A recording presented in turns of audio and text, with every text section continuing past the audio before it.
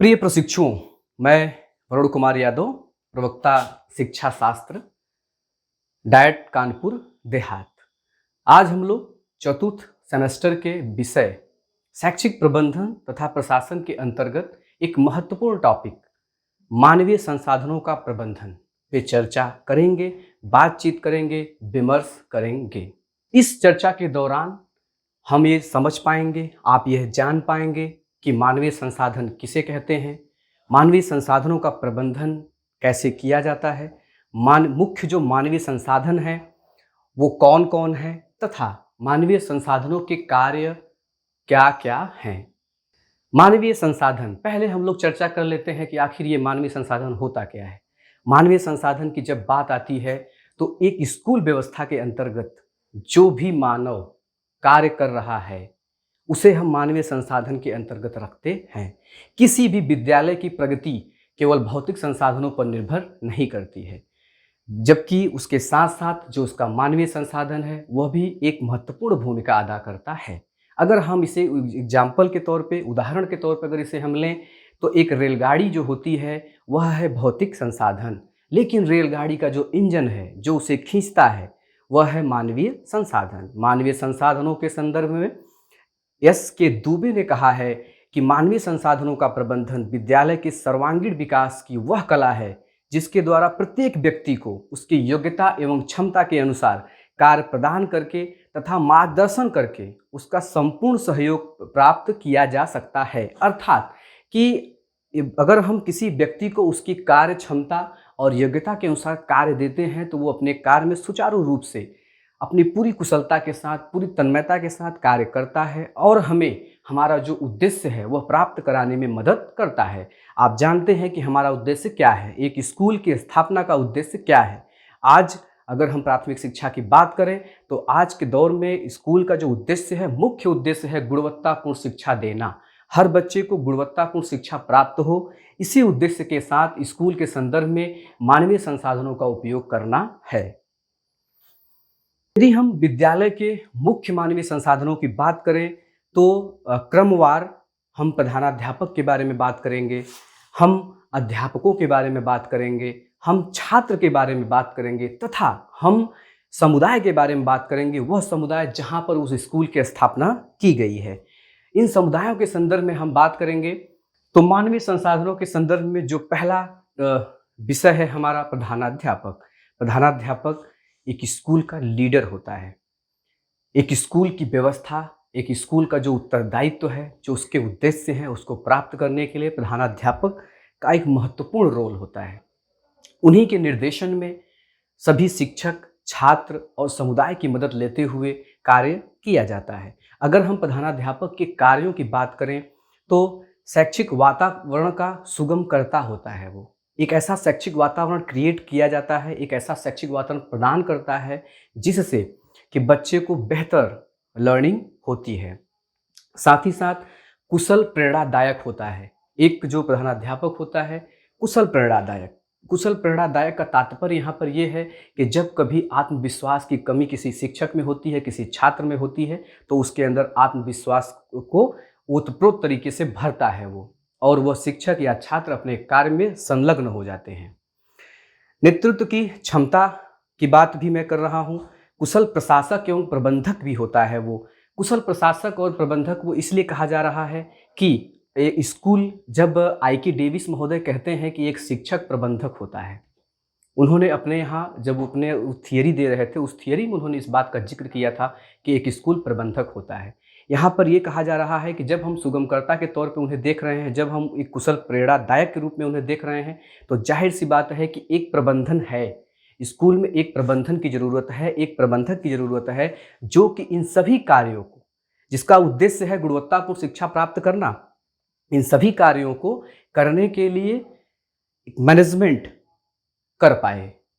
साथ ही साथ सकारात्मक सोच के बारे में जब हम चर्चा करेंगे तो ये जरूर आप समझ पाएंगे कि देखिए निगेटिविटी कैसी होती है। जब आप नकारात्मक चीज़ों से घिरे होते हैं तो दुनिया भर की चीज़ों में आपको प्रॉब्लम नज़र आती है, दुनिया भर की चीज़ों में आपको समस्याएं नज़र आती हैं और आपकी जो एनर्जी है वो वेस्ट होती है, वो नुकसान होती है, वो बर्बाद होती है नकारात्मक चीज़ों के संज्ञान में, उसको हटाने के चक्कर में या अन्य कई कार्यों में। लेकिन जब आप पॉजिटिव तरीके से चीज़ों को सोचते हैं, पॉजिटिव तरीके से बात करते हैं, तो आपकी एनर्जी से, आपकी बातों से दूसरा कोई भी प्रोत्साहित होता है और जो उसको हतोत्साहन है वो ख़त्म होता है।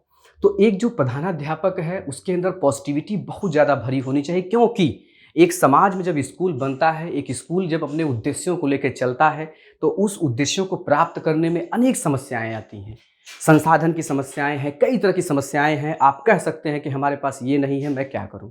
लेकिन बिना संसाधनों के भी स्कूल चलाए जा रहे हैं, अच्छे अच्छे स्कूल चलाए जा रहे हैं। यहाँ तक कि रविन्द्रनाथ टैगोर जी ने कहा भी था कि अल्पता में भी बेहतर शिक्षा हो सकती है। खैर, अगर मैं देखूं तो स्कूलों में इतने सीमित संसाधन या संसाधन अवेलेबल हैं कि उनसे कार्य अच्छे से चलाया जा सकता है। चारित्रिक गुणों से ओतप्रोत एक प्रधानाध्यापक चारित्रिक गुणों से ओतप्रोत होना चाहिए। चरित्र के अंतर्गत ईमानदारी, सत्यनिष्ठा के अनेक गुण होते हैं। तो इस तरह से पारदर्शी तरीके से अपने जो कार्य हैं उसका निर्वहन अगर एक प्रधानाध्यापक करते हैं तो निश्चित तौर पे वो लीडरशिप का जो दायित्व है उसको निभा पाएंगे और सभी को मिला करके जो भी मानवीय संसाधन है उसको का समन्वय करके बेहतर से बेहतर उद्देश्यों को प्राप्त किया जा सकता है। शिक्षक जो दूसरा महत्वपूर्ण मानवीय संसाधन है एक स्कूल का, वह है शिक्षक, जिसके ऊपर जिम्मेदारी होती है बच्चों की। शिक्षक के संदर्भ में रविन्द्रनाथ टैगोर जी ने कहा था कि एक जलता हुआ दीपक ही दूसरे दीपक को जला सकता है। तो उनका ये मानना था कि एक शिक्षक को हमेशा नित्य नए ज्ञान से ओतप्रोत होते रहना चाहिए।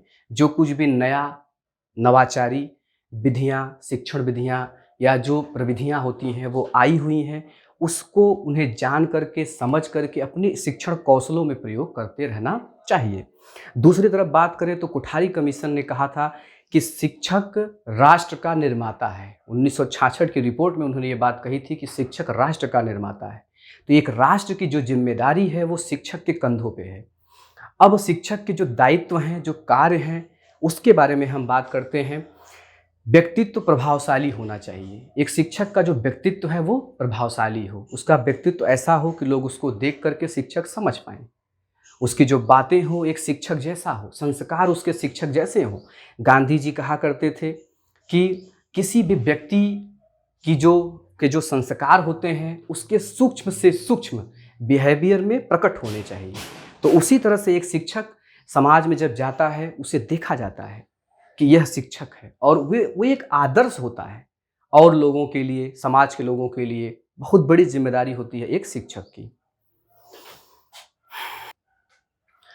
दूसरी बात यह है कि एक शिक्षक शारीरिक तथा मानसिक रूप से स्वस्थ और चरित्र का पक्का होना चाहिए। चरित्र के अंतर्गत मैं बार बार बातें कर रहा हूं, लेकिन चरित्र के अंतर्गत मैं मानता हूं कि ईमानदारी, सत्यनिष्ठा और अपने कार्य के प्रति जो आपकी लगन है वही चरित्र है।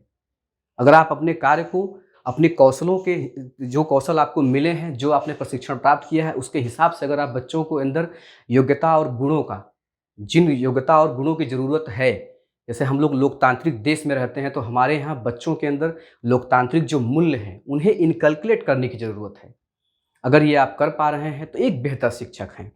साथ ही साथ मनोविज्ञान का पूरा ज्ञान होना चाहिए। मनोविज्ञान के ज्ञान से तात्पर्य है कि जब आप जीन पियाजे की थियरी पढ़ते हैं तो आप देखते हैं कि एक बच्चे का जो विकास होता है वो कैसे उसके उम्र के हिसाब से डिपेंड करता है, उम्र के हिसाब से चलता है। तो अगर मनोविज्ञान का आपको ज्ञान होगा तो आप समझ पाएंगे कि एक बच्चा किस उम्र में क्या समझता है। हमारी बात को वो मॉडल के थ्रू समझेगा कि हमारी बात को वो बोलने से समझ जाएगा। ये बातें जो होती हैं हमको मनोविज्ञान बताती है। तो इन चीज़ों को समझने के लिए, अपनी बात को बच्चे तक पूरी तरह से पहुंचाने के लिए मनोविज्ञान का ज्ञान होना अति आवश्यक है।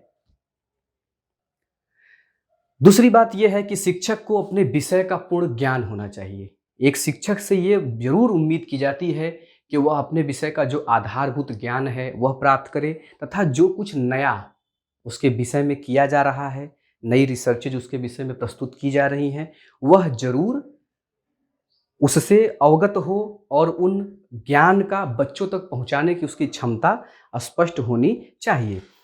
एक शिक्षक का जो रोल है, अगर आप हमारी परंपरा की बात करें, हमारे गुरुकुल परंपरा की बात करें, तो ये माना गया था कि एक शिक्षक हमेशा से आदर्श होता है अपने छात्रों के लिए।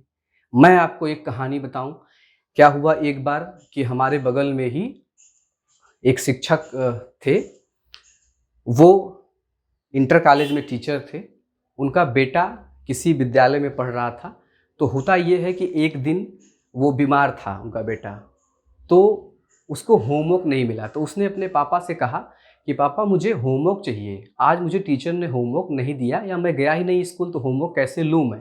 पापा ने कहा कि लाओ मैं होमवर्क दे देता हूँ, और उन्होंने उसकी कॉपी में जैसा होमवर्क पहले मिलता था वैसा ही लिख करके दे दिया कि चलो ये तुम काम करो। लेकिन वो बच्चा मानने को तैयार नहीं हुआ। उसने कहा कि नहीं, जब हमारे शिक्षक देंगे, जो हमको पढ़ाते हैं, वही होमवर्क होता है। तो आप समझिए कि कितना महत्व दे रहा है एक अपने शिक्षक को। उसके पिताजी इंटर कॉलेज में टीचर हैं, लेकिन उसने कहा कि नहीं, हमारे शिक्षक जो हमको पढ़ाते हैं, जब वो होमवर्क देंगे तो वही हमारे लिए होमवर्क है। और जिद करने लगा। फाइनली उसके पिताजी को उसे बैठा करके अपनी गाड़ी पे ले जाना पड़ा स्कूल, और स्कूल जा करके जब उसे उसके शिक्षक ने होमवर्क दिया, तब वो खुशी खुशी आया और उसने होमवर्क अपना किया। साथ ही साथ दूसरी बात करें, अन्य बातों में करें तो एक नेतृत्व की जो क्षमता का विकास करना होता है बच्चे के अंदर, वह भी शिक्षक का एक बहुत बड़ा दायित्व है। नेतृत्व की क्षमता का विकास से तात्पर्य ये है कि जब हम बात कर रहे हों, क्लासेस में हों अपने, तो ज़रूर इन बातों का ध्यान रखना है कि हर बच्चे को बोलने की जो उसकी अभिव्यक्ति है, चाहे उसकी जो आज़ादी है या जो वो बोल सकता है, उसे सुने हम। उसकी मौखिक भाषा, टूटी-फूटी भाषा, जैसी भी भाषा उसकी है, उसे हम मौका दें बोलने की, उसे सोचने की, उसे तर्क करने की, निष्कर्ष निकालने का, उसे अनुमान लगाने का बाकायदा हमको मौका देना चाहिए। और अपनी जो टेक्निक्स हैं, उसमें इस तरह की बातें इनबिल्ट होनी चाहिए। तो एक शिक्षक की बहुत जिम्मेदारियां हैं। एक शिक्षक के ऊपर छात्रों का पूरा भविष्य निर्भर करता है। एक अच्छा शिक्षक बच्चे को बना भी सकता है, और उस बच्चे का जो सब्जेक्ट के प्रति लगन है उसे तोड़ भी सकता है। कई बार क्या होता है कि बच्चों को मैथ कठिन लगने लगती है, बच्चों को इंग्लिश कठिन लगने लगती है। तो उसके पीछे कारण ये होता है कि शुरुआत में ही उसको ऐसे लोग उसको मिले कि उसे डर लगने लगा मैथ से। अगर एक बेहतरीन शिक्षक हैं आप, तो आप समझ लीजिए कि सब्जेक्ट से बच्चा कभी डरेगा नहीं। वो सब्जेक्ट में एंजॉय करेगा, इंटरेस्ट लेगा। लेकिन उसके लिए आपको मेहनत करनी पड़ेगी, लेक्चर की जो विधियां हैं उसे बदलनी पड़ेगी। इस तरह से आप देखेंगे कि एक शिक्षक कई तरह के अपने रोल में फिट होता है, अपने रोल को अदा करता है। और जो मुख्य उद्देश्य है स्कूल प्रबंधन का, कि स्कूल प्रबंधन जिन उद्देश्यों को लेकर चला था कि गुणवत्तापूर्ण शिक्षा प्राप्त होनी चाहिए, उसके लिए समर्पित होते हुए अपने कार्यों का निर्वहन करता है। जो तीसरा महत्वपूर्ण मानवीय संसाधन है, वो है हमारे बच्चे, जो हमारे स्कूल में पढ़ने आते हैं, जो हमारे स्कूल में पढ़ते हैं।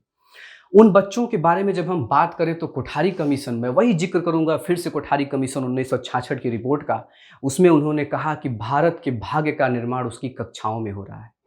जब ये बातें वो करते हैं कि भारत के भाग्य का निर्माण उसकी कक्षाओं में हो रहा है, तो आप समझिए कि कितनी बड़ी जिम्मेदारी है उस बच्चे की, उस छात्र की।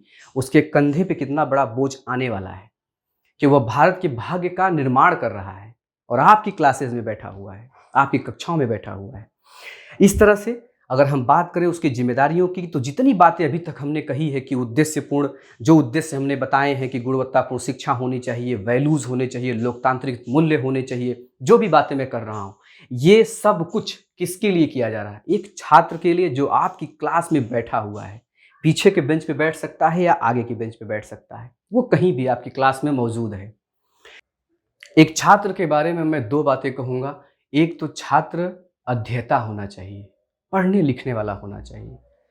जो भी बातें, उसके जो गुण हैं वो मैं पहले डिस्कस कर चुका हूँ। साथ ही साथ प्रश्न पूछने वाला और जिज्ञासु होना चाहिए। एक बहुत महत्वपूर्ण विषय ये है कि आखिर जो बच्चे होते हैं छोटी उम्र में बहुत प्रश्न पूछते हैं, जब उनकी उम्र धीरे धीरे बढ़ती जाती है तो वो प्रश्न क्यों नहीं पूछते हैं? आप इसका जवाब ये दे सकते हैं कि चूंकि बड़े हो जाते हैं तो वो खुद जान जाते हैं। लेकिन मैं ये फिर कहूँगा कि जब वो ज़्यादा जान जाता है तब तो ज़्यादा सवाल पूछना चाहिए। तो एक ये विषय है, ये सोचने का बिंदु है कि आखिर छात्र सवाल पूछना क्यों बंद कर देते हैं।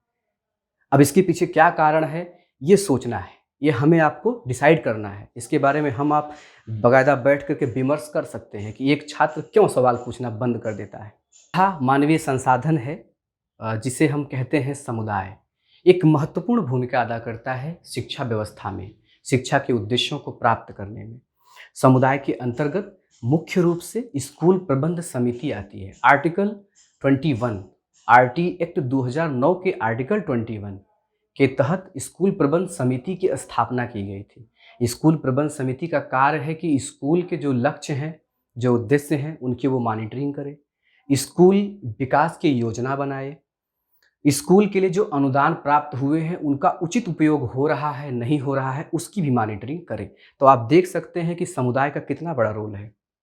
और जो स्कूल प्रबंध समिति है वह 15 सदस्य उसमें होते हैं, एक कमेटी होती है जिसमें हर महीने बैठक होती है और अपने जो विकास के उद्देश्य हैं, विकास की जो योजना है वो बनाई जाती है। साथ ही साथ समुदाय के बारे में मैं बात कर रहा हूँ तो विद्यांजलि योजना की भी मैं बात करूँगा। विद्यांजलि योजना के अंतर्गत कुछ दिन पहले, कुछ वर्ष पहले एक व्यवस्था की गई थी कि समुदाय के लोग जिनके अंदर स्किल है, जो स्कूल में अपने स्किल का प्रदर्शन करना चाहते हैं, वो आकर के उनको मौका दिया जाएगा कि स्कूल में अपने स्किल का प्रदर्शन करें, अपने कौशलों का प्रदर्शन करें, जिससे बच्चे सीख पाएँ। साथ ही साथ देखिए समुदाय के और भी रोल हैं कि जो स्कूल है उसमें नामांकन प्रॉपर हो रहा हो कि नहीं हो रहा है। जो एक समुदाय का और भी रोल है कि जो बच्चे हमारे यहाँ अगल-बगल पे हैं और स्कूल में वो नामांकित हैं, अगर वो नहीं जा रहे हैं तो हमारा दायित्व है कि हम उनके माँ-बाप से कहें कि आप इसको स्कूल भेजिए। ये भी रोल समुदाय का है। इसके साथ-साथ विद्यालय के सुंदरीकरण का, विद्यालय के रख-रखाव का, चूँकि विद्यालय में शिक्षक कुछ समय के लिए होता है और जो समुदाय होता है वो 24 घंटे वहीं रहता है। तो इसीलिए एक बड़ा दायित्व ये है कि समुदाय अपने इन रोलों को अदा करता है, कर रहा है, इसीलिए स्कूल का जो प्रबंधन है वो बेहतर चल भी रहा है। तो इस तरह से आप ये समझ पाए होंगे कि मानवीय संसाधन किसे कहते हैं, मानवीय संसाधन के अंग क्या-क्या हैं, वो क्या-क्या काम करते हैं, उनका दायित्व क्या है, वो किस तरह से अपने कार्यों का निर्वहन करते हैं, तथा ये आप समझ पाए होंगे कि क्या इस तरह से ये बातें हमारी अभी यहीं समाप्त होती है। हम नेक्स्ट क्लासेस में बात करेंगे कि जो वित्तीय संसाधन है वो क्या-क्या हैं, वित्तीय संसाधनों के क्या-क्या प्रकार हैं, क्या कैसे मिलता है, कैसे उसका यूज़ करना होता है। आप सभी का बहुत-बहुत धन्यवाद।